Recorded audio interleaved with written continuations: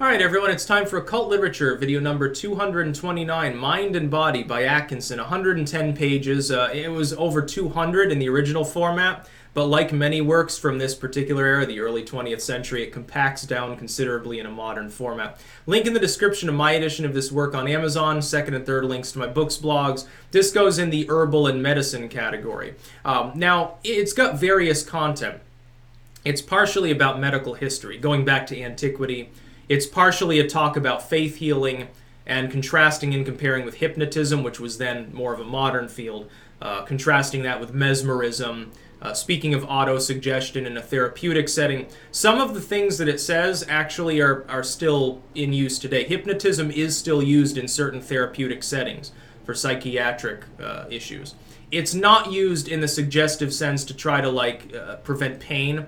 Like back then they were experimenting with the idea of mesmerizing a person, basically hypnotizing them, and trying to get it to prevent them from feeling any pain during minor surgery, to alleviate various complaints. Now partially that's true through the placebo effect. The problem is you can't make money, the pharmaceutical companies can't make money using the placebo effect in that sense.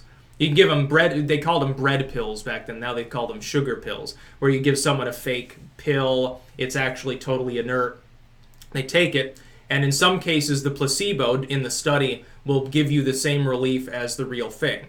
That shows clinically, when that's the case in a study, that the actual drug doesn't work because, half the population is given over towards the placebo effect. What happens is that this has been explained within a medical context, this is a mainstream idea, is that a lot of complaints that people have are nothing more than sort of a bout of hypochondria. They think something's wrong with them. They had a headache, and they think something's wrong, and it takes hold in their mind, and so they start having a lot of headaches. They have bowel complaints, something it's stress-related or something. A lot of it is due to stress and lifestyle. That's where most of your symptoms come from. And so you can treat them symptomatically, but you can also give them a placebo, and most of the time they'll feel totally better.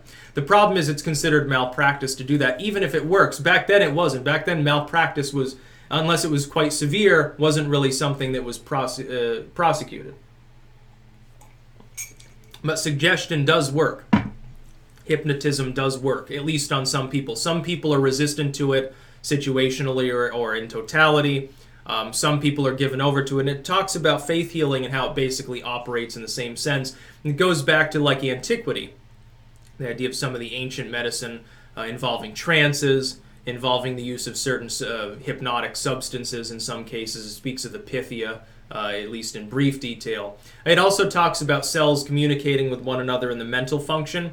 It leads up to its main core of material, which is mostly on suggestion and faith healing, specifically by talking about cell bodies, the mental functions, the structure of the brain, and things of that nature. It's a good book. I highly recommend it. If you're interested in the history of medicine, hypnotism, anything like that, this is an invaluable work. It's slightly homeopathic in retrospect, but not really. It's a mainstream medical work from the era, just on a topic that was more on the fringes of mainstream medicine in the therapeutic sense. By this point, hypnotism had been investigated a little bit more. You start seeing that a little bit earlier than this particular work, and it was definitely quite popular at the time.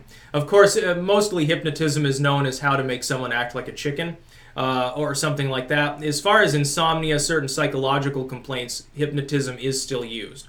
So this is not a quack work per se, but at the time it was being used like one of the claims made in here is that certain doctors would hypnotize people and they could pull their teeth out and no one would feel anything, and it talks about sort of the charlatan sort of snake oil cures and how they actually do work, because most people who would go to a wagon and say, get Duffy's magical elixir, they don't actually have a real disease. Their symptoms are caused by stress, lifestyle choices, or a mental state, and so you can actually alleviate that with some elixir that's nothing more than a shot of whiskey and some water with some color in it, essentially. It's fascinating work. If you're interested in the history of quack doctors, it has several stories about that as well. And it's full of secondary quotes from other sources also. So again, link in the description of my edition of this work on Amazon, recommended for those that are interested in those subjects. Second and third links to my books, blogs. I have about a dozen herbals available, some homeopathic works, a few others that are mainly on hypnotism within the herbal category. That's about all. Peace out.